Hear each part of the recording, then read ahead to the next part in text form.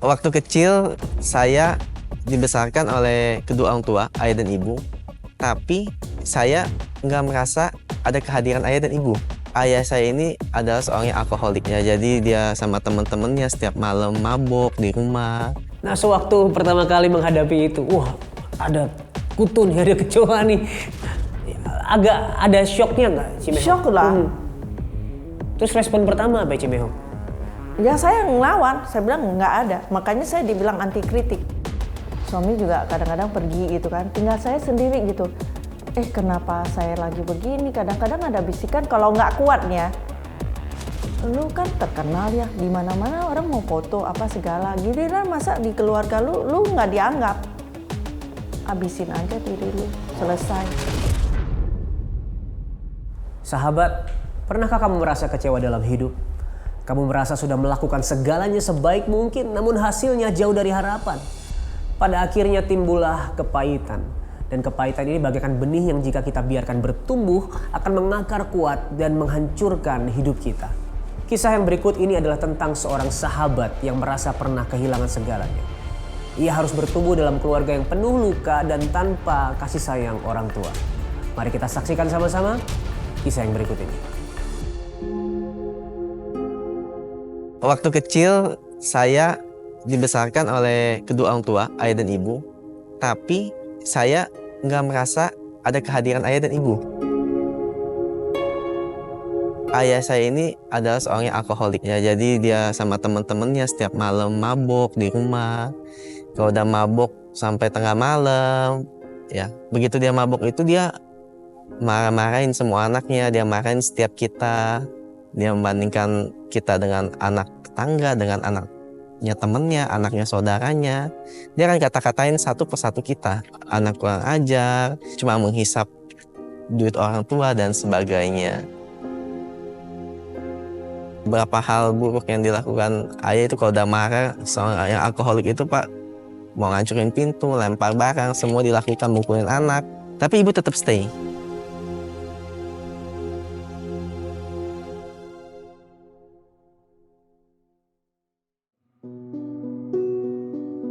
Malam hari dan saya belum bisa tidur, Pak.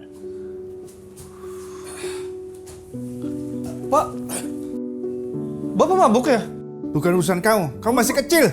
Mulut Bapak bau alkohol. Jangan mabuk terus sih, Pak. Saya merasa bahwa yang salah dari keluarga saya adalah ayah saya awalnya.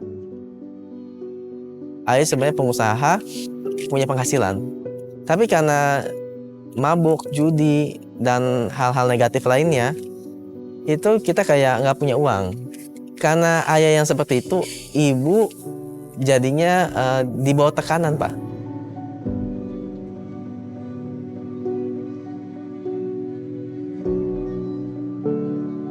Ibu juga nggak bisa memberikan perhatian atau sayang kepada kita. Karena ibu lakukan semuanya, dia cuci, dia masak, dia ngepel, dia atur rumah, dia antar anak ke sekolah, dia siapin masakan. Di satu sisi dia udah kerjakan semuanya, di satu sisi dia stres juga menghadapi ayah. Sehingga dia nggak punya waktu untuk memberikan perhatian kepada kita, karena orang yang terluka cenderung melukai. Saya nggak punya pikiran untuk membalas dendam. Tapi yang saya punya pikiran seperti ini, saya dipukulin ayah di rumah, jadi saya pukulin orang lain di sekolah.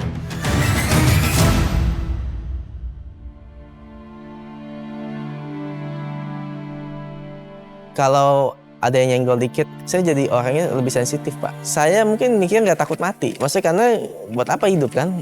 Saya jadi mikir keputusan apapun ya silakan. Sampai suatu kali kan teman-teman saya tuh banyak tuh ya, yang sama-sama nakal juga ngajakin ke gereja ya. Mungkin bukan kebetulan ya. Setelah saya ke gereja berapa lama, saya merasakan damai, sejahtera, saya merasakan kasih yang belum pernah saya rasakan sebelumnya. Saya merasa terisi. Sampai suatu kali ada sebuah perasaan, Pak. Ada sebuah kayak suara di hati saya yang kuat. Kalau mau keluarga saya berubah, saya harus bertobat. Dalam waktu 3 tahun saya berdoa supaya orang tua saya berubah, ayah saya berhenti mabuk dan sebagainya ya.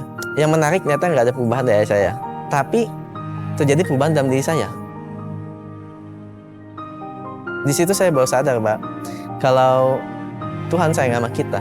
Yang pertama berubah bukan kondisi dan situasi, tapi kita dulu, cara pikir kita. Saat itu saya jadi paham bahwa saya harus sayang sama ayah saya. Hari ini kalau ditanya, saya bangga punya ayah saya. Mungkin dia nggak pernah muji, dia nggak pernah peluk, tapi dengan adanya sosok dia aja, saya merasa bahwa papa saya papa yang hebat. Pak, Kevin minta maaf ya, Pak. Kevin ngomong kayak gini demi kebaikan papa juga.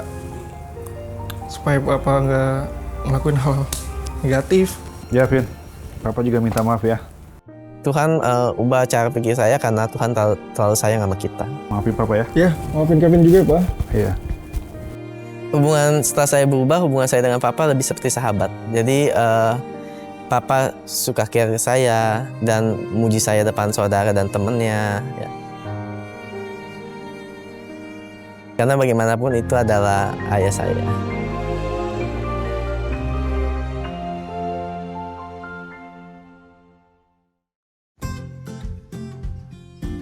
Saya makin cinta sama Tuhan, saya makin ingin mengabdikan diri, semakin kuat panggilan untuk melayani, dan saya sampai ke sekolah Alkitab. Setelah lulus, saya menjadi dokter teologi termuda di Indonesia. Kemarin baru mendapat Eko Muri, saya lulus di usia 28 tahun. Saya juga sebagai dosen yang mengajar di satu buah kampus. Saya juga seorang pengusaha. Saya juga mengembalakan dan melayani jiwa-jiwa juga termasuk anak-anak muda. Yang dulunya saya tidak punya tujuan, tidak punya alasan. Hari ini saya punya alasan buat hidup. Hari ini saya punya tujuan, yaitu di dalam Tuhan Yesus Kristus, Tuhan kita. Mungkin saat ini ada anak-anak muda yang marah, yang nggak suka, yang sebel sama orang tuanya. Hari ini saya mau bilang bahwa Tuhan tempatkan orang tuamu sebagai orang tua. Tugas kita adalah menyayanginya. Dalam Matius 6 ayat 14-15 mengajarkan bahwa jika kita mengampuni kesalahan orang lain, begitu pula Tuhan mengampuni kesalahan kita. Ingatlah bahwa saat di atas kayu salib Tuhan berkata, Bapa ampunilah mereka sebab mereka tidak tahu apa yang mereka perbuat.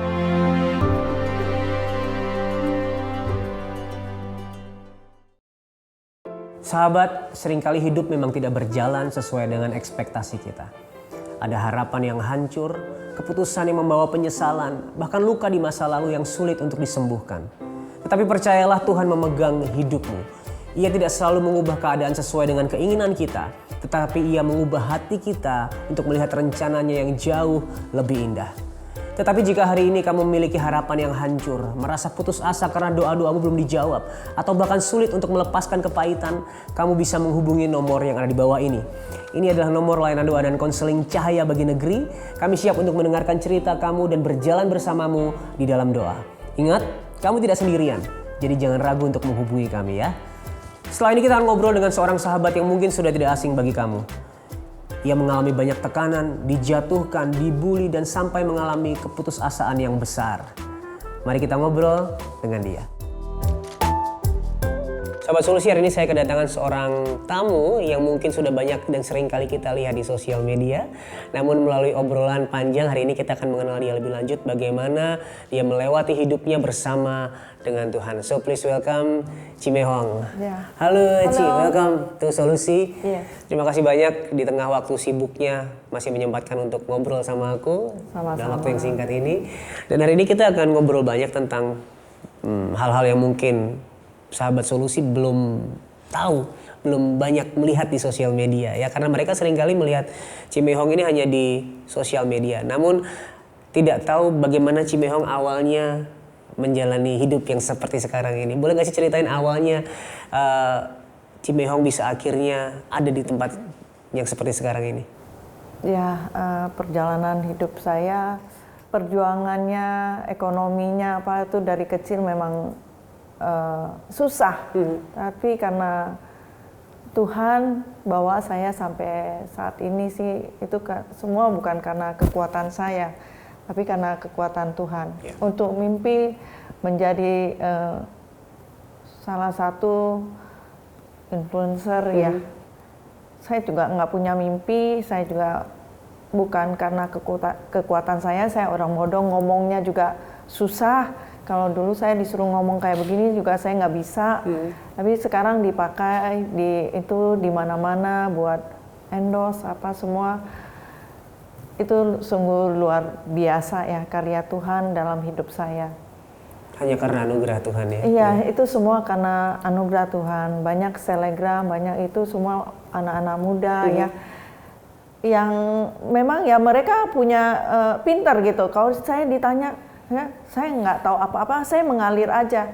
Benar-benar mengalir, saya juga nggak ada timnya, tim foto apa enggak. Saya upload sendiri, nggak ada edit-edit, itu saya terkenalnya aja. Itu yang membuat orang lucu, tapi bukan semua. Saya percaya itu semua karena Tuhan. Amin. Iya. Nah, ternyata kalau kita tarik lebih belakang lagi, ternyata Cimehong ini bukan asli Jakarta ternyata ya? Iya, saya dari Aceh. Dari Aceh.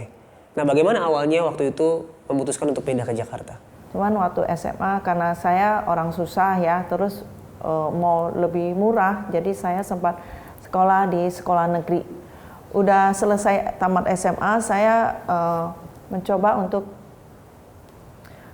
kuliah lewat dulu namanya UMPTN ya kalau nggak salah ya. Iya, betul. Sempat sekolah cuma 1 semester. Akhirnya mungkin ya semua udah rencana Tuhan. Saya ada usaha, saya ribut sama koko saya. Di Akhirnya Aceh waktu di itu, Aceh. ya? Jadi ya udah saya memutuskan saya nggak tahu apa-apa, saya ke Jakarta sendiri. Itu nggak tahu jalan, nggak tahu apa. Jadi hanya ada tahu satu alamat dari saudara jauh gitu. Jadi hari itu waktu pindah ke Jakarta tinggal bersama siapa, Ci? Saya waktu itu tinggal di Muara Karang di rumah ya saudara jauh. Saudara jauh itu tadi ya? Cuman karena nggak enak saya lamar kerja ya, itu juga susah banget lamar kerja waktu itu. Pakai di koran pos kota nyari kerja. Akhirnya saya dapat kerja, terus saya kos. Oke. Kos di Roxy Mas. Iya, tapi ternyata waktu itu cukup mepet ya kehidupannya karena penghasilannya sangat kecil waktu itu. Sangat kecil, saya masih ingat gaji 175.000, jadi 75.000 itu untuk bayar kos, 100.000 untuk hidup lah ya. Ya itu nggak cukup dengan cara kebetulan depan saya kos itu ada II saya, jadi mereka nggak habis makanan yang malam, saya sisihkan buat saya besok pagi saya panasin saya bawa ke kantor. Oh, I see. Nah, kesulitan-kesulitan apa lagi selain yang udah disebutin sama Cimehong tadi sewaktu Cimehong pindah dari Aceh ke Jakarta? Paling sulit itu waktu almarhum suami saya tiba-tiba stroke. Jadi stroke pertama suami saya di umur 39, masih hamil anak paling kecil yang sekarang tuh udah 22 tahun. Itu hamil, suami kena stroke pertama, sembuh normal, terus 2 tahun kemudian kena lagi stroke kedua, pincang. Terus yang belum setahun lagi kena stroke ketiga, koma, dioperasi, tapi nggak ada hasil 2 bulan. 2 bulan di rumah sakit Medisra, 1 bulan di ICU, itu biasa. Akhirnya kita bawa pulang, tapi dengan kondisi koma, di sini ada selang, jadi terpaksa pakai suster ICU, 2 dijaga 24 jam, kita bawa pulang. Nah, pada akhirnya? Ya, 3 tahun 2 minggu kemudian ya meninggal. Anak saya waktu itu yang paling besar itu waktu koma itu SD kelas 6 yang pertama. Yang lainnya kan berurut ya. Jadi waktu meninggal tuh dia SMP. Oke. Itu. Tentu hidup sudah sulit, ditinggal suami. Iya. Hidup menjadi semakin sulit. Apa yang terjadi setelah itu, Ci? hidup semakin sulit sih juga. Tapi percaya gitu kan, kalau saya sampai di rumah sakit itu, kita punya usaha juga di sempat tadinya fotokopi, terus di Roxy itu ada jual voucher, grosir gitu kan ya. Tapi Tuhan ada aja jalannya, Tuhan tuh bener-bener saya pasrah, cukup juga gitu. Makanya hidup saya berjalan bersama Tuhan ya. Bergantung, berserah. Iya, saya berserah.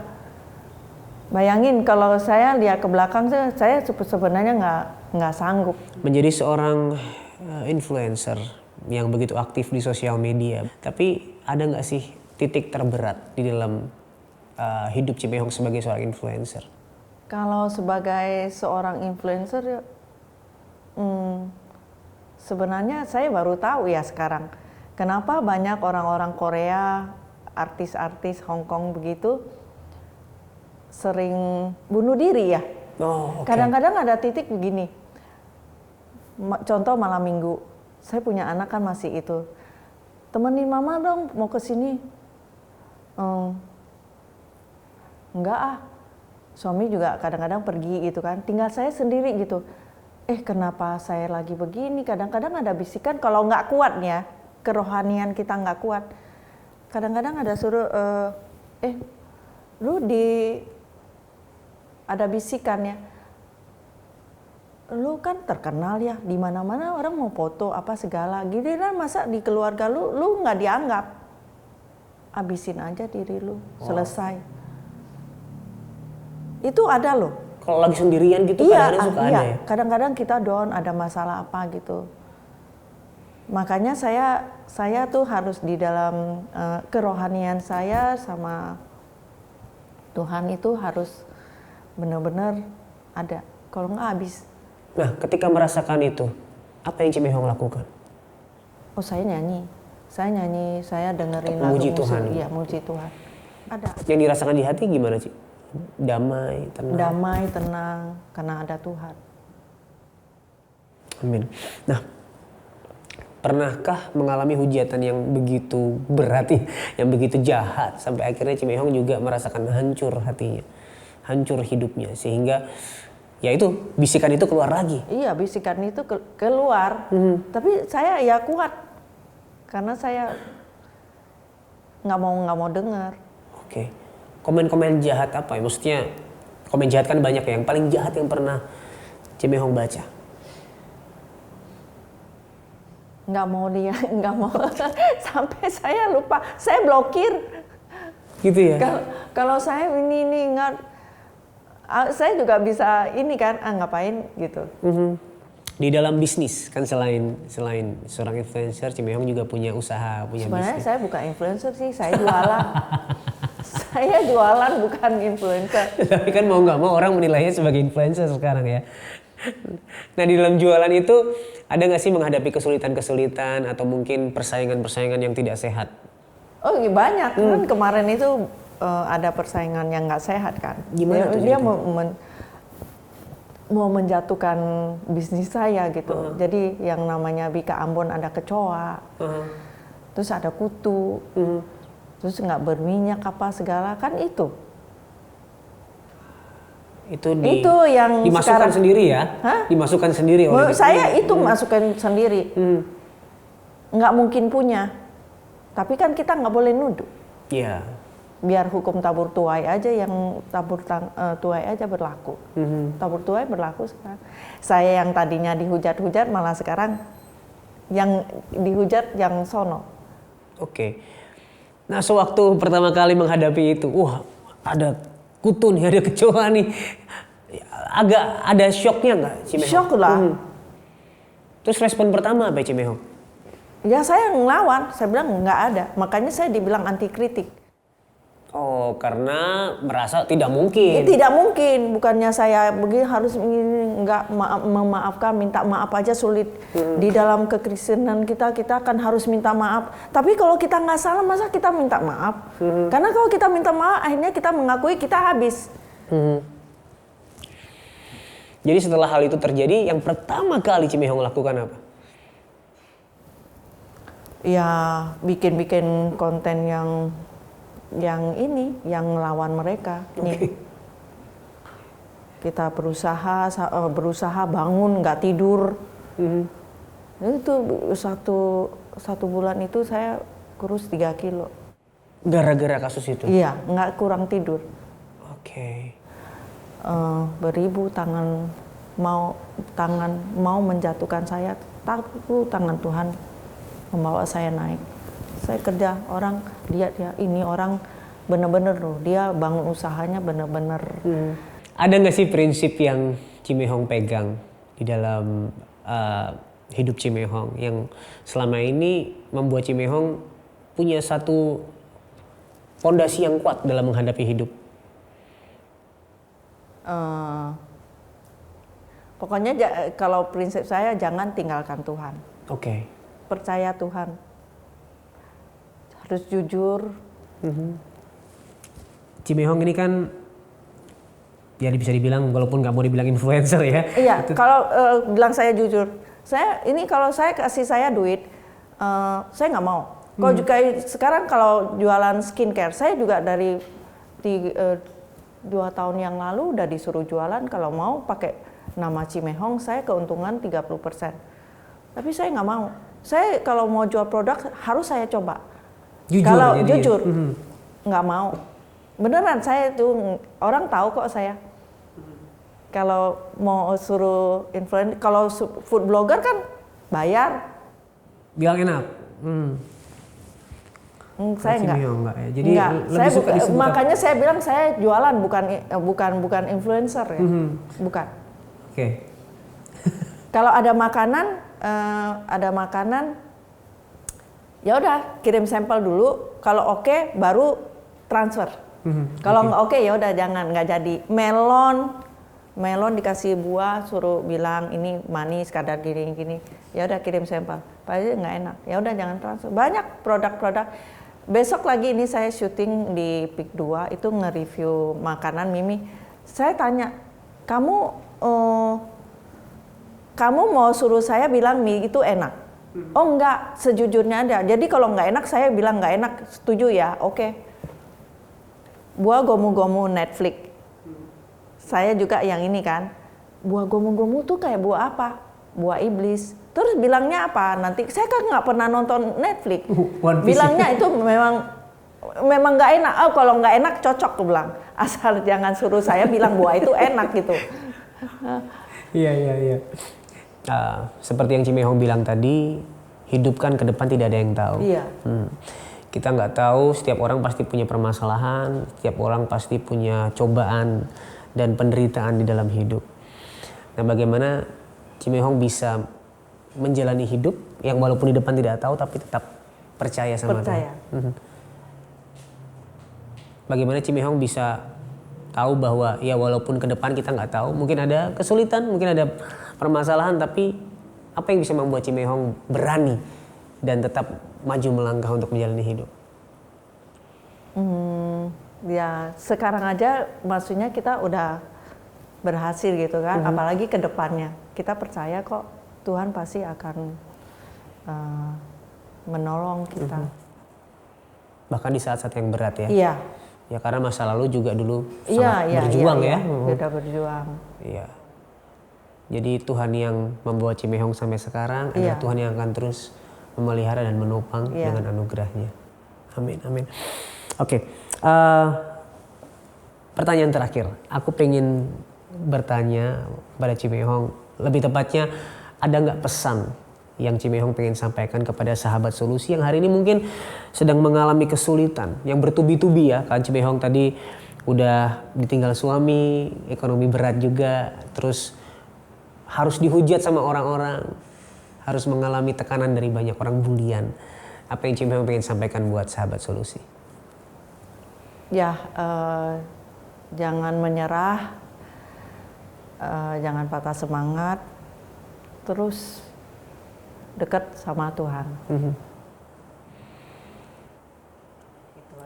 Itu aja.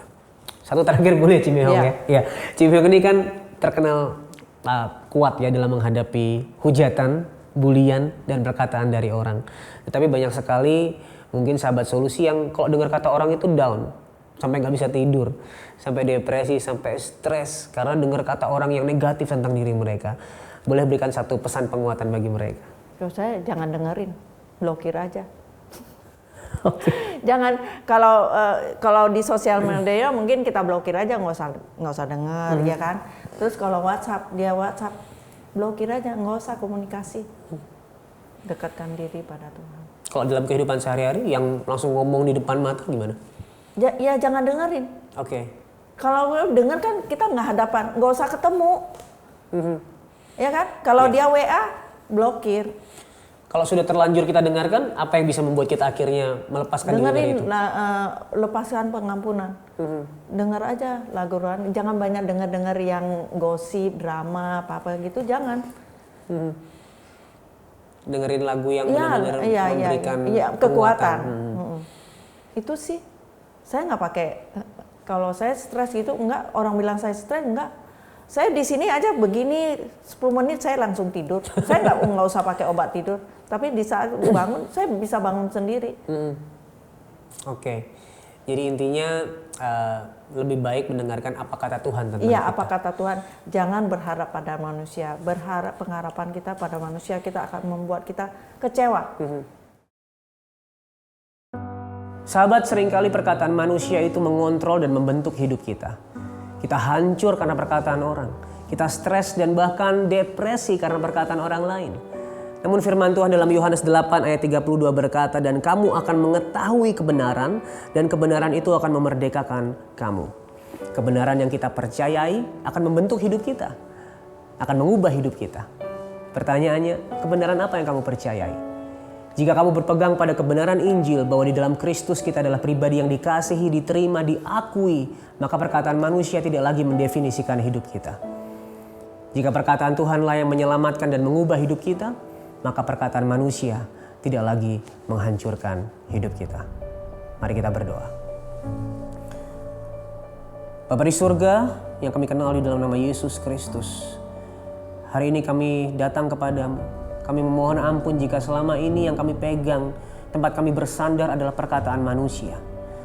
Namun terima kasih sudah mengingatkan kami bahwa di dalam Kristus kami diterima, kami diakui, kami dikasihi, kami sempurna dan utuh. Perkataan Tuhanlah yang kami pegang, firman Tuhanlah tempat kami bersandar. Sehingga kami percaya jika kami bersandar pada firman dan perkataan Tuhan, maka perkataan manusia tidak lagi akan membentuk, mengontrol, dan mendefinisikan hidup kami. Terima kasih Tuhan, ajari dan ingatkan kami terus Roh Kudus untuk terus bersandar pada kebenaran Injil Yesus Kristus. Demi nama Yesus kami sudah berdoa dan mengucap syukur. Amin. Kalau hari ini kamu dipenuhi kekecewaan dan kepahitan, atau kamu sedang depresi, stres karena perkataan orang lain, dan kamu rindu untuk dipulihkan, kamu bisa menghubungi nomor yang ada di bawah ini. Ini adalah nomor layanan doa dan konseling Cahaya Bagi Negeri. Kami siap untuk mendengarkan cerita kamu dan mendukung kamu berjalan bersama-sama di dalam doa. Jadi jangan ragu untuk menghubungi kami, karena satu langkah kecil akan mengubah hidupmu selama-lamanya. Jika kamu diberkati dengan acara ini, jangan biarkan berkat itu berhenti di kamu. Kamu bisa menjadi berkat dan menjadi saluran berkat bagi banyak orang yang membutuhkan pemulihan dengan cara scan QR Code yang ada di layar kamu.